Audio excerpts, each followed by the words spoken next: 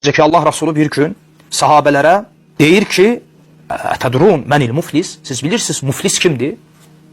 Və sahabələr də deyirlər ki, "Ya Resulullah, bizim bildiyimiz muflis öz malını, mülkünü itirən adamdır." Deyir ki, adam müflis oldu. Allah Resulü Aleyhisselatü Vesselam deyir ki, "Mənim ümmətimdən həqiqi muflislər o kəslərdir ki, fikir verin hədisə, qiyamət günü hesab meydanında Allahın huzuruna, orucla, namazla, zəkatla gələcəklər. Lakin bu dünyada kimisə söyüb, kiminsə qeybətini edib, kimisə daş atıb, kiməsə sataşıb, nə dilinə, nə əlinə sahib olmayıb. Nəticə nə olacaq? Hesablaşma olacaq. Kimə dil uzadıbsa, gətiriləcək, üzbəüz qoyulacaq. Çünki Allahın haqqı deyil, axı Allah keçsin. Qulun haqqıdır. Kimə ki zülm olunub, haqqına girilib, bu ona zülm sayılır. Ona görə Allah Azze ve Celle hətta şəhiddən belə qul haqqını bağışlamayacaq.